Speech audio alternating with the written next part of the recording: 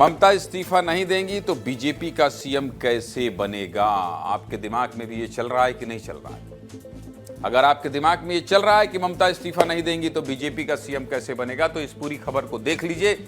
आप सब कुछ जान जाएंगे कि क्या ममता दीदी के इस्तीफा नहीं देने से बीजेपी का पेच फंस जाएगा, या बीजेपी आसानी से सीएम बनाएगी और ममता सीएम का इस्तीफा नहीं देंगी तो भी बची रहेंगी, या तो फिर विपक्ष में चली जाएंगी, या तो विधानसभा भंग हो जाएगा। क्या होगा, खबर देखिए, जान जाएंगे।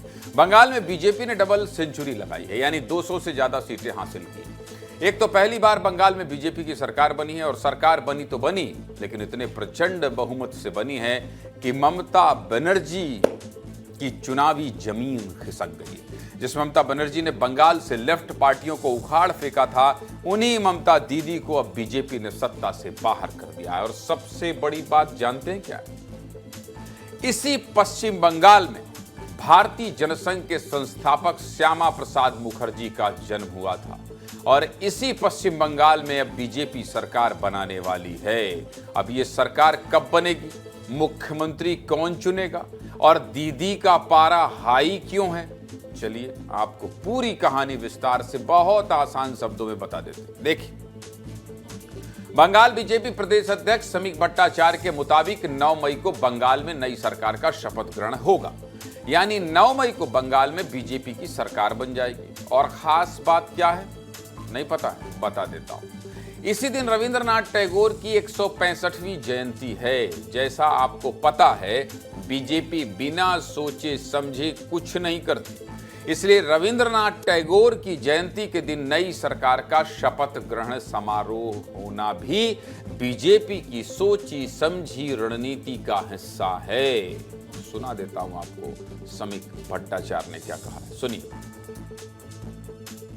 शपथ कब तक होने की उम्मीद है? और उम्मीद नहीं तो प्रधानमंत्री जी काल घोषणा कर दिया 25 वैशाख 9 में रविंद्रनाथ ठाकुर का जन्मदिन, उसी दिन में ये सरकार शपथ लेगी।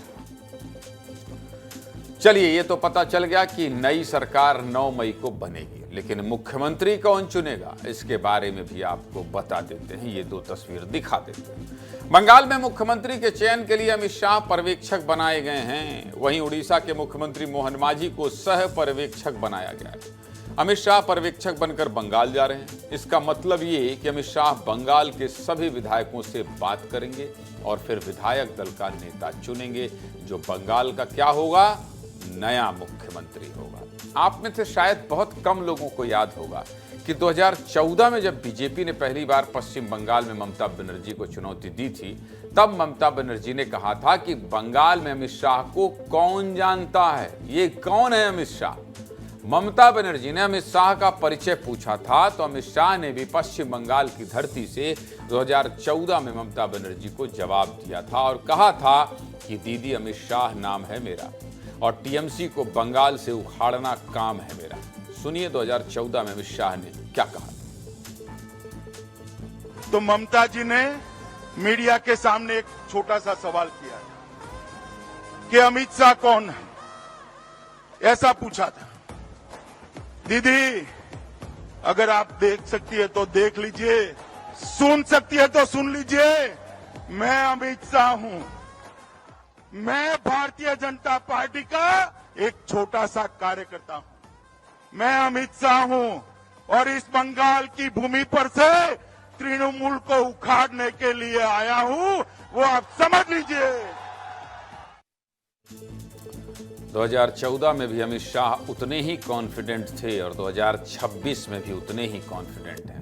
अमित शाह ने अपने चुनावी कैंपेन में कहा था कि दीदी 4 मई को 1 बजे तक आपकी सरकार गिर जाएगी।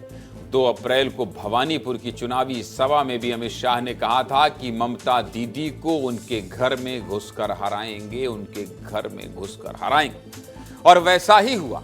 और जब पहले चरण के चुनाव खत्म हो गए थे, उसके बाद अमित शाह ने प्रेस कॉन्फ्रेंस करके बता दिया था कि बंगाल का अगला मुख्यमंत्री बंगाल की धरती से होगा, बंगाली मीडियम से पढ़ा होगा और बीजेपी पार्टी से होगा। इन बयानों से पता चलता है कि बीजेपी ने ये चुनाव जीतने के लिए कितनी मेहनत की थी और पार्टी कितनी कॉन्फिडेंट थी। अमित शाह के ये बयान भी आपको सुना देता हूं, सुनिए।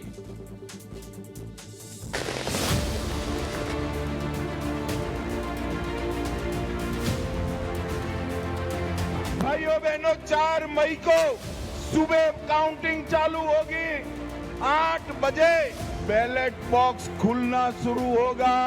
9 बजे पहला राउंड, 10 बजे दूसरा राउंड, 1 बजे काउंटिंग समाप्त। दीदी टाटा गुड बाय। मैंने शुभेंदु दा को कहा था कि सिर्फ नंदीग्राम नहीं, ममता के घर में जाकर उसको हराना। मैं दीदी को बताना चाहता हूं, दीदी बंगाल का अगला मुख्यमंत्री, बंगाल में ही जन्म लेने वाला, बंगाली मीडियम में पढ़ा लिखा और बंगाली बोलने वाला होगा। इतना ही है कि आपका भतीजा नहीं होगा, वो भारतीय जनता पार्टी का कार्यकर्ता होगा। जिस बंगाल में दीदी ने अमित शाह की पहचान पूछी थी, उसी बंगाल के लिए अमित शाह नया मुख्यमंत्री चुनने आ रहे हैं। वाकई में बीजेपी के बंगाल जीतने की कहानी पर तो अच्छी खासी बॉलीवुड पिक्चर बन सकती है। और यह पिक्चर अभी खत्म नहीं होती है, क्योंकि क्लाइमैक्स अभी बाकी है। मुख्यमंत्री कौन बनेगा, इस पर अभी भी सस्पेंस है। मुख्यमंत्री की रेस में कौन कौन से नेता का नाम आगे चल रहा है, चलिए ये भी आपको बता देते हैं। देखिए, सबसे पहले बात उस नाम की जिसकी चर्चा कोलकाता से लेकर दिल्ली तक सबसे ज्यादा हो रही है। ये नाम है शुभेंदु अधिकारी। माना जा रहा है कि बंगाल के अगले मुख्यमंत्री की रेस में शुभेंदु अधिकारी सबसे आगे हैं। दूसरा नाम दिलीप घोष का। दिलीप घोष बंगाल बीजेपी के सीनियर नेता हैं, प्रदेश अध्यक्ष की जिम्मेदारी संभाल चुके हैं। राज्य में हिंदू वोट बैंक को मजबूत करने में इनकी बड़ी भूमिका रही है। साथ ही दिल्ली में भी इनकी अच्छी पकड़ मानी जाती है। इसके बाद तीसरा नाम आता है समीक भट्टाचार्य का। समीक भट्टाचार्य वर्तमान में पश्चिम बंगाल बीजेपी के प्रदेश अध्यक्ष हैं। ज्यादातर पर्दे के पीछे रहकर काम किया है, ऐसे में मुख्यमंत्री की रेस में इनका नाम भी चर्चा में है। और आखिर में बात 2 महिला चेहरों की, अग्निमित्रा पॉल और रूपा गांगुली। फैशन डिजाइनर से राजनीति में आई अग्निमित्रा पॉल बीजेपी की एक मजबूत और आक्रामक महिला नेता हैं। महिला मोर्चा अध्यक्ष की जिम्मेदारी भी संभाल चुकी हैं। वहीं महाभारत में द्रौपदी का किरदार निभाने वाली रूपा गांगुली का नाम भी चर्चा में है। और इन दोनों नामों की चर्चा इसलिए भी तेज है क्योंकि बीजेपी महिलाओं के नेतृत्व को आगे बढ़ाने की बात कर रही है। मैं एक बार फिर कहता हूं, ये 5 वो चेहरे हैं जिनके नामों पर बहुत ज्यादा चर्चा हो रही है। ये जरूरी नहीं कि इनमें से ही कोई मुख्यमंत्री बने। हालांकि मुख्यमंत्री कोई भी बने, लेकिन बीजेपी का जश्न अभी खत्म नहीं हुआ है। दिल्ली से लेकर कोलकाता तक मंगलवार को बीजेपी के नेताओं ने झालमुड़ी का भंडारा किया। हाँ, भंडारा। लोगों को फ्री में झालमुड़ी बांटी गई और इस झालमुड़ी का स्वाद ममता दीदी को कितना तीखा लगा है वो आज प्रेस कॉन्फ्रेंस में पता चल गया। देखिए, जश्न होना भी चाहिए, क्योंकि बंगाल का ये चुनाव बीजेपी के लिए किसी अग्नि परीक्षा से कम नहीं था। इसलिए बीजेपी के नेता भी जानते हैं कि ये जीत बहुत बड़ी है। बीजेपी के राष्ट्रीय अध्यक्ष बनने के बाद नितिन नवीन के लिए भी ये पहला विधानसभा चुनाव था। इसलिए सोमवार को जो फूलों की माला प्रधानमंत्री के स्वागत के लिए लाई गई थी, वो माला उन्होंने खुद ना पहनकर नितिन नवीन को पहनाई और उनकी पीठ थपथपाकर शाबाशी दी। आपने देखी थी तस्वीर। बंगाल का किला फतह करने के बाद नितिन नवीन मंगलवार सुबह दिल्ली के कालीबाड़ी मंदिर पहुंचे और मां काली की पूजा की। इस जीत पर बीजेपी के नेता क्या कह रहे हैं, पहले आपको वही सुनवा देते हैं, फिर ममता दीदी की प्रेस कॉन्फ्रेंस की बात करेंगे। सुनिए।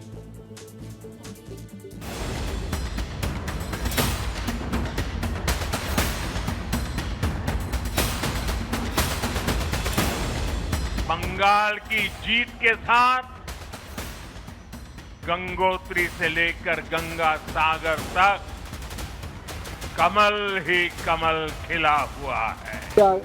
कामना करता हूं कि पूरे देश और पश्चिम बंगाल और समस्त सभी राज्यों में सुख, शांति, समृद्धि रहे और विकास और विरासत के संकल्प के साथ हमारे भारत का अस्तित्व का लड़ाई था। एक तरीके से ये उसका जीत है। विश्वास, विकास सुशासन की जीत। ये जनता की जीत है। पक्ष की जो नकारात्मक सोच है उसको नकारने का काम बंगाल की जनता ने किया है। भारतीय जनता पार्टी को दोनों हाथ उठाकर आशीर्वाद किया। ममता दीदी का अहंकार टूटा है। करप्शन का जो सरकार है इसको पूरा हटाए। जनता ने भारतीय जनता पार्टी को जिम्मेदारी दिया बंगाल को सुधारने की। देश में कमल पश्चिम बंगाल से लेकर के और साउथ तक में खिला।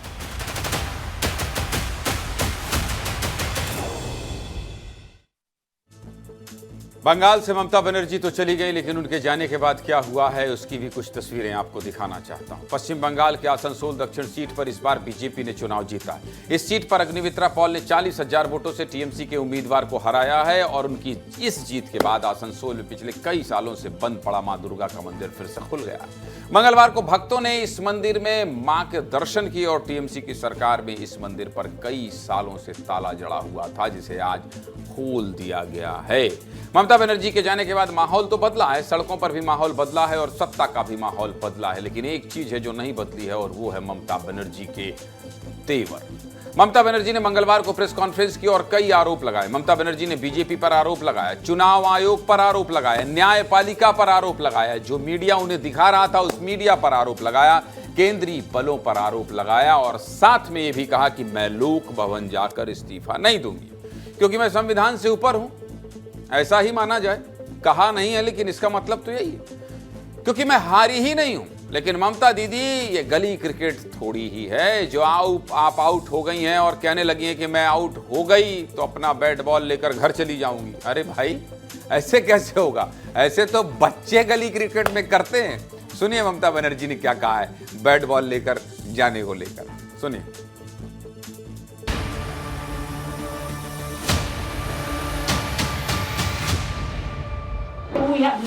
We didn't lose the election. It is their forceful attempt.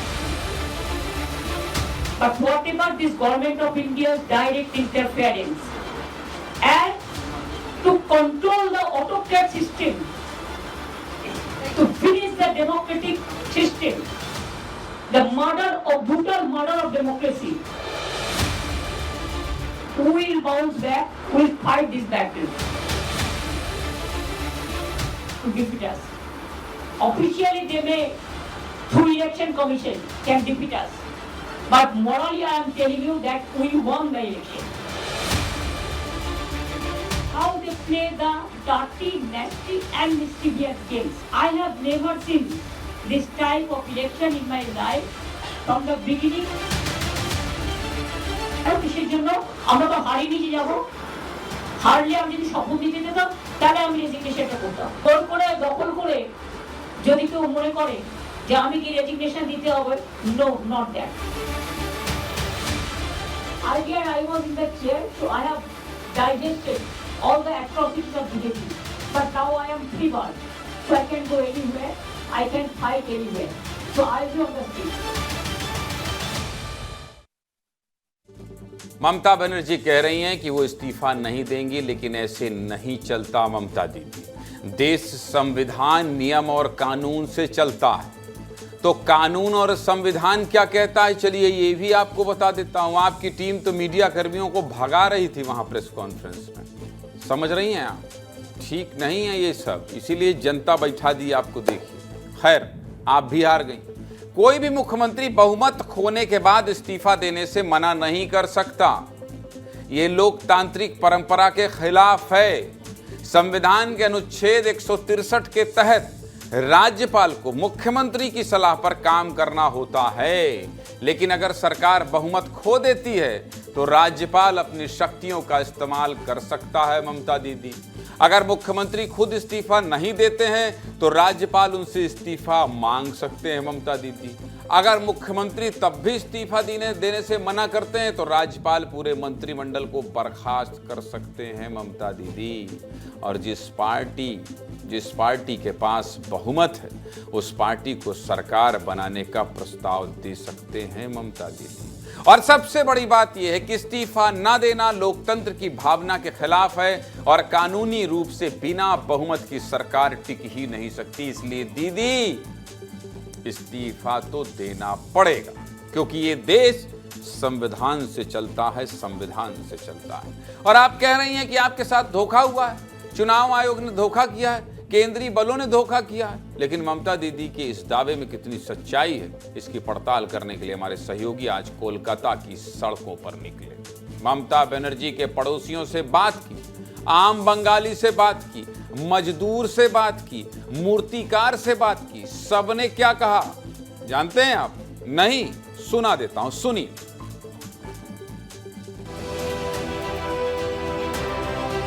Bhawanipur में है और भवानीपुर में ये गली ठीक वो गली है जो ममता बनर्जी के गली के ठीक अपोजिट साइड में है। यहाँ पे ये मूर्ति बनाने वाले लोगों का समाज रहता है। तो भवानीपुर में ऐसे जुलूस निकाल रहे हैं आप लोग? जुलूस नहीं, ऐसे ही जा रहे हैं, कोई जुलूस नहीं है। बच्चा तो छोटा बच्चा भी सीखेगा ना, छोटा उम्र से सीखेगा।